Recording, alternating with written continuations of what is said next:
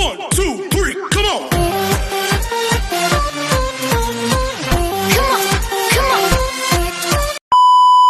Hello beautiful people! Welcome back to my channel. This is your Mama Sam. Hola mga amigo, amiga, kumare at kumpare. Kamusta kayong lahat? Sana lahat po kayo ay okay at safe ngayong araw na ito. At syempre, kung ako naman ang tatanungin nyo, nakikita naman ninyo ang beauty ng Mama Sam ninyo, fresh overload pa rin, di ba? Ganyan talaga kapag umiinom ka ng maraming vitamin C plus kumakain ka ng maraming banana. Dahil sa banana, mas nakakaloka ang ganda ng Mama Sam ninyo. Charot! So, kamusta naman kayong lahat? Sana lahat kayo ay okay na okay ngayong araw ng Sunday. Have a blessed Sunday sa atin lahat ng bonggang-bongga. At hindi lang yan, syempre gusto ko rin magpasalamat sa walang sawang tumatangkilik dito sa Mama Sam Vlog. Araw-araw, lagi-lagi. Maraming salamat po sa pagmamahal at support na binibigay ninyo. At hindi lang yan, syempre, sa lahat naman ng makasolid na Mama Sam dyan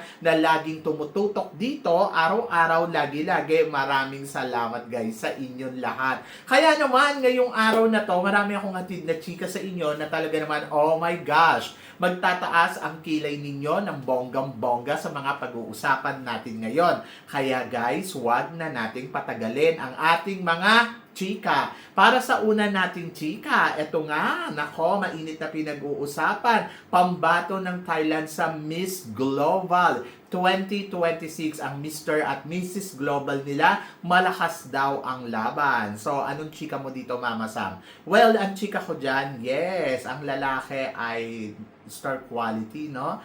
At yung babae naman ay hindi ko alam kung gaano ba siya kagaling. Pero, syempre, depende yan sa performance na ipapakita ng Team Thailand dito sa Mr. and Miss Global ngayong taon na to. Syempre, nandun tayo na-excite tayo sa magiging laro ng bawat kandidata dito. Especially, syempre, sa pambato natin from the Philippines, di ba? Alam kong palaban din si Miss Philippines, pero depende nga yan sa magiging laro ng mga kandidata at kandidato dito sa Mr. and Miss Global na magaganap nga this coming September. So, are you excited, guys? Dapat ma-excite kayo ng bonggang-bongga dahil magandang laro at laban to para sa mga kandidato at kandidata na lalahok dito ngayon taon na to. So, tignan natin kung ang pambato ng Thailand ay makakaariba nga ba hanggang sa dulo ng kompetisyon. Ganon. At para naman sa sumunod natin, chika, eto nga,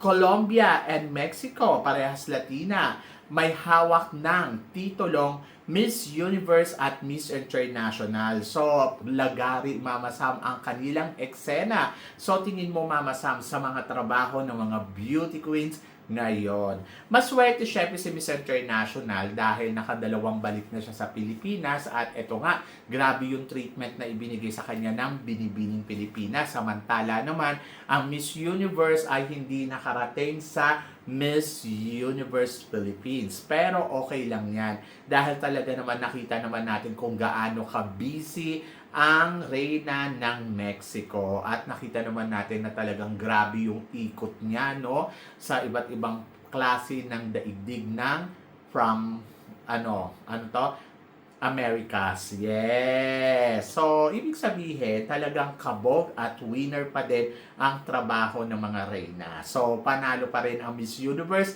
at panalo pa din ang Miss International. So, I'm so happy for them dahil nagagawa nila ang trabaho nila ng maayos at mas bongga.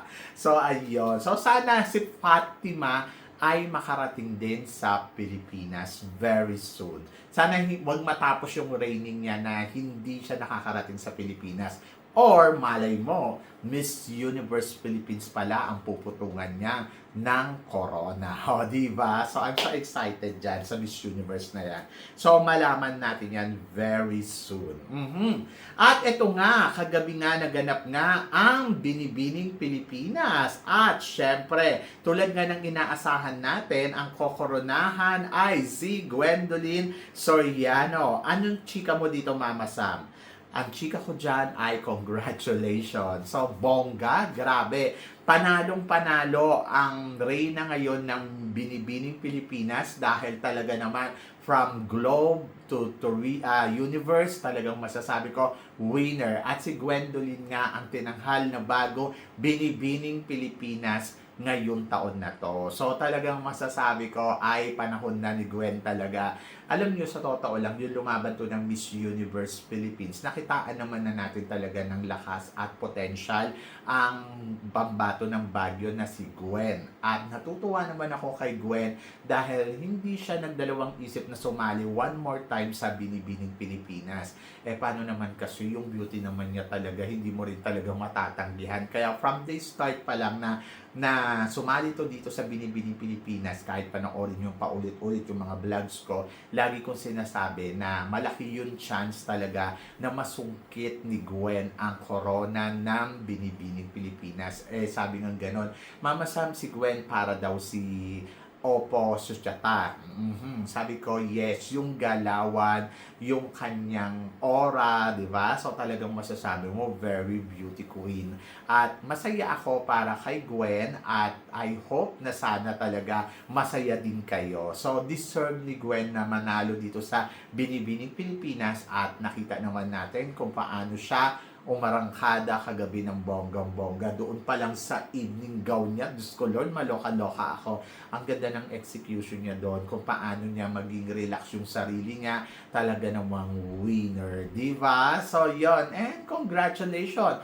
Dahil another beauty queen na naman from Binibini ang aabangan natin ng bonggang-bongga sa susunod na taon. So, I hope na sana makaariba siya ng todo-todo sa Miss International.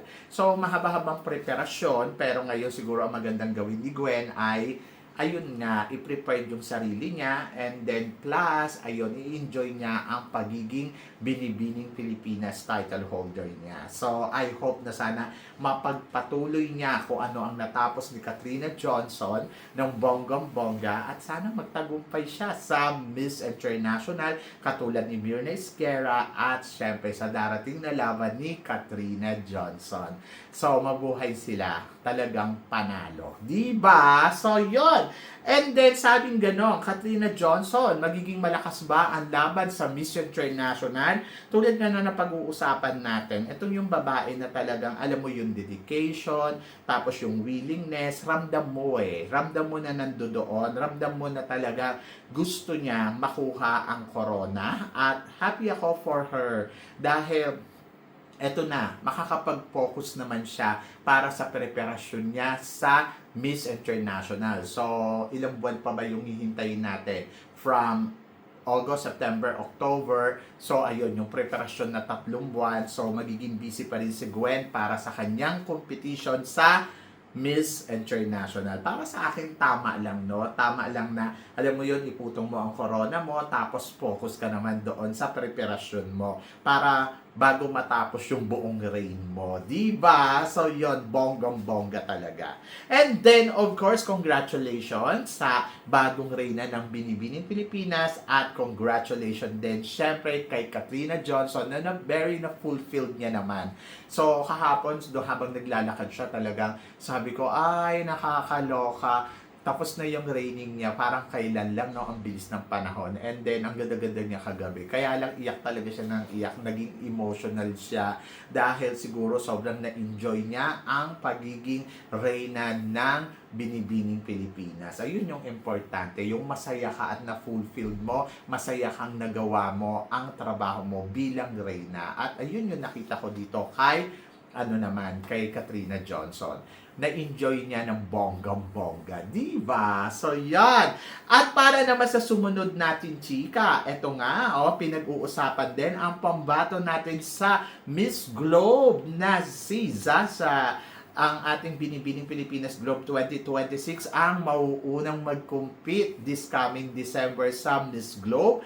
At anong chika mo dito, Mama Sam? Well, ang chika ko dyan ay syempre, I'm so excited to her. Excited ako sa magiging laro niya sa competition. Maliit lang yung panahon na ipiprepare niya ang sarili niya, pero I hope na sana mapaghandaan niya ng bonggang-bongga. Ang nakita ko naman kagabi sa laro niya sa Miss, tawag dito sa Binibining Pilipinas, talagang alam mo sumasang-ayon talaga ang panahon sa kanya. Kahit pa sabihin mo na ayaw mo, pero ayun talaga sumasan-ayon talaga at nakikibagay sa laro ng laban niya kagabi sa Binibining Pilipinas. At si Sasha, nagulat din ako kasi dati din tong Binibining Pilipinas, Miss Universe Philippines, top 24, and then ngayon ay Reyna na. Di ba? Silang dalawa ni Gwen, nakakaloka. Mga Miss Universe Philippines babies to Doon natin sila nakilala. Tapos ngayon na nandito na sila sa sa Binibining Pilipinas, queen na sila. So, di ba? Bongga. So, yun. So, kita ko naman na may laban. Basta, mag-prepared lang ng bonggang-bongga. So, good luck. At para naman sa sumunod natin, chika, dating Miss Universe Top 24 finalist, ay naging top 12 lang sa Binibining Pilipinas at nabigong makuha ang corona, si Jarina. Well, ang masasabi ko syempre nakakalungkot. Gustuhin ko man siyang manalo talaga, wala naman tayong magagawa. Kasi naman, di ba, alam naman natin na ang higpit din ng labanan kagabi. Ako nga sabi ko nga, syempre magiging happy ako kung si Gwendolyn ang kukuha ng Miss International, tapos si Jarina naman ang kukuha ng Binibining Pilipinas Globe. Pero, syempre, hindi naman natin to kontrolado. So, malakas din talaga yung ibang candidates. And then, wala naman akong mali doon sa nakita sa laban niya kagabi. Pero nandoon siguro na hindi pa niya panahon. So, sana sumali uli siya one more time. Try niya uli. And then, let's see in the future kung siya nga ba ay magiging beauty queen. Di ba? So, wala namang masama kung itatry niya uli one more time. Try lang ng try hanggang sa manalo ka, di ba? So, malay mo, ikaw na ang susunod na reyna ng Binibining Pilipinas. Di ba? Kahit naman si Katrina Johnson, sumali din siya noon. Tapos, ayan, inulit niya uli, di ba? So, yon. So, ganun lang. Just wait. Yung future kasi yun kasi yung aabangan mo. Baka sa'yo na nakatakda ang corona. Di ba? So, laban lang. Para naman sa sumunod natin, chika. Team Philippines for 2027. Malakas ba ang laban? Siyempre, ang pambaton natin sa Miss Supranational at naghihintay din ang kanyang laban sa susunod na taon na si Allison. And then, of course, itong si Gwendolyn Soriano for 2027. Mama, sa tingin mo, aarangkada kaya sila ng bonggang-bongga sa international stage? To be honest, ayoko muna silang pag-usapan na ano ba, malakas ba ang laban nila, kaya ba, dahil may mga nagkukumpit pa ngayon at magkukumpit. Ngayon, si Katrina Ligado para sa Miss Supranational at syempre, ang ating reserve na candidates naman ay si Allison. Si Allison, to be honest, potential. Ito talaga pwede din mag-corona dahil yung beauty, di ba? Kung mananalo si Katrina Ligado ngayon, magandang hamon to para kay Allison na maging back-to-back win, di ba? Pero syempre, i-prepare niya yung sarili niya. Huwag niya sayangin yung isang taon na nakatengwa lang siya. Dapat i-prepare niya. Maganda si Allison kung ganda ang pag-uusapan, pero hindi pa rin tayo sigurado na siya na nga ba ang susunod na magiging reyna sa Miss Supranational. Pero nandoon ako sa part na malakas yung laban niya basta mag-prepared lang. So, bawat aspeto ng competition, paghandaan niya ng bonggang-bongga, wag siyang maghanda kung kailan nalalaban. Siguro ngayon pa lang kung saan siya mahina, mag-focus na siya. Di ba? Especially in communication skills, para mas ma-develop pa ng bonggang-bongga at mas maging madali sa kanya ang lahat. And then, yes, malakas ang laban ni Allison, dahil nga sa tulad nga na sinabi ko, may ganda at possible na maging title sa Miss Supranational next year. Di ba? And then pagdating naman dito kay Gwendolyn Soriano, to be honest, I'm so excited kung ano ipapakita ni Katrina Johnson sa competition na to. Malakas yung kutob ko na makukuha to ni Katrina Johnson. Pagdating naman dito kay Gwendolyn, syempre, may ganda si Gwendolyn at tulad nga na sinabi ko, very reyna yung dating. Ang lakas makareyna ng aura, ang lakas makareyna ng galawan. Syempre, preparasyon ang kailangan pa rin pagtuunan ng pansin ni Gwendolyn Soriano sa magiging laban niya sa Miss International.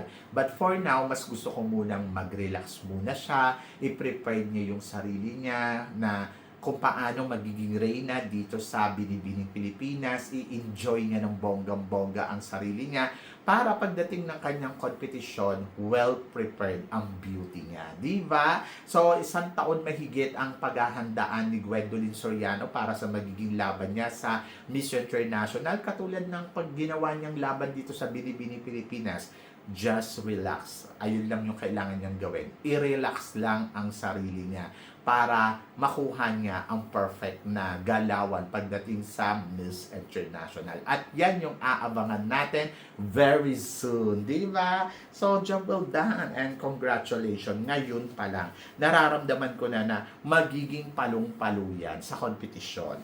At para naman sa sumunod na chika, bato natin sa Miss Supranational. Makuha kaya niya ang corona mula kay Miss Brazil at siya na kaya ang hihiranging bagong Miss Supranational.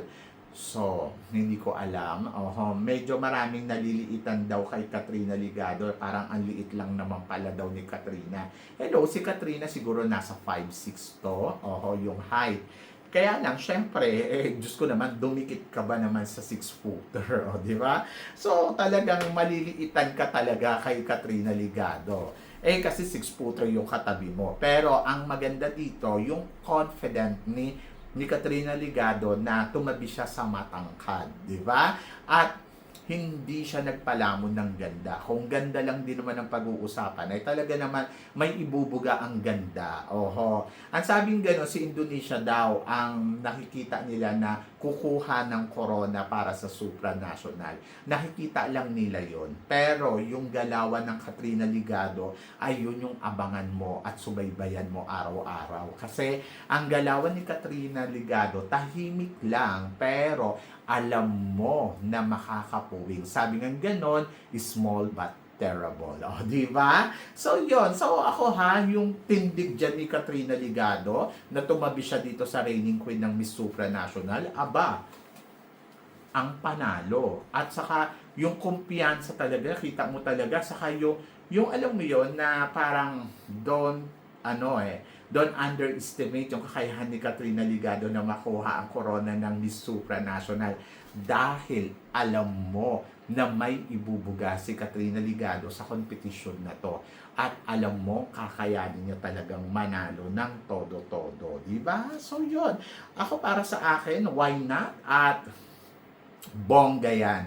So, siguro nandoon lang na magtiwala lang tayo kay Katrina Ligado. Ako sa totoo lang. Yes, minsan kung titignan mo parang nakakapanghina naman ng loob. Parang hindi naman kakayanin ni Katrina Ligado makuha ang corona. But, hindi mo alam. Baka mamaya siya pala ang makasungkit ng corona ng Miss Supranational, di ba? So, ibigay natin yun ng 100% kay Katrina Ligado. At kahit pa sabihin mo, hindi naman katangkadan, maliit lang, pero kasi yung ganda naman ni Katrina Ligado, Diyos ko naman, nagmumura pa din, di ba? Sabi ng ganon, ang importante ay Diyosa ka, di ba? So, yan! So, good luck kay Katrina Ligado and wish all the best para sa magiging laban niya dito sa Miss Supranational ng bonggang-bongga. So, yan. So, love lang yan.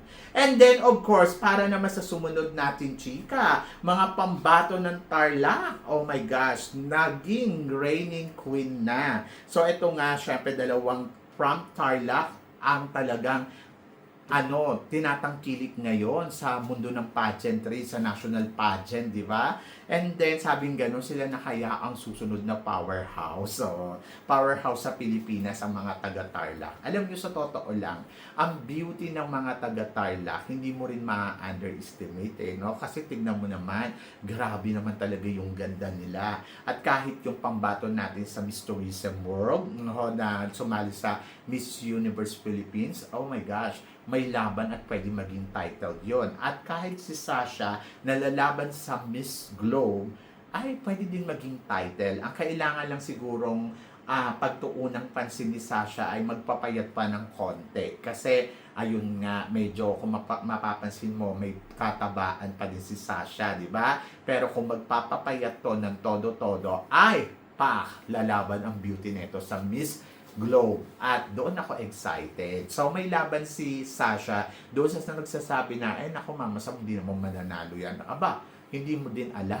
Huwag mo yung underestimate yung kakayahan niya. Dahil baka siya ang sumunod na reyna sa Miss Globe. Ayun. So, siguro kailangan lang ng paghahanda at matinding preparasyon para sa laban niya sa Miss Globe ngayong taon na to. So, konti lang yung panahon na paghahanda niya. Pero sana mag-focus siya, especially yung pasarela, and then ayun nga, konting magpapayat pa ng bonggang-bongga para mas winner. And then, let's see. Yes, dito naman sa mga beauty queens ng Tarlac, actually, hindi lang naman yung mga babae ang magaganda.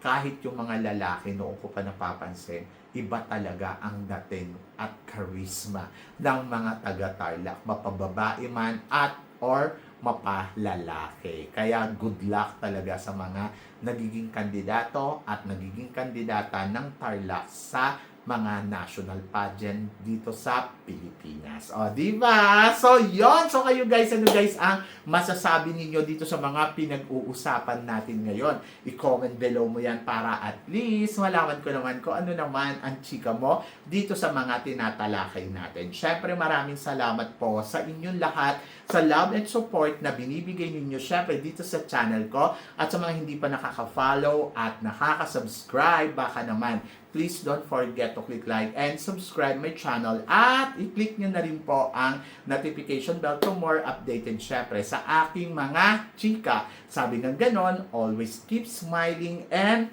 laban lang. So guys, hanggang dito na lang, hanggang sa muli nating chikahan. See you tomorrow. Thank you guys.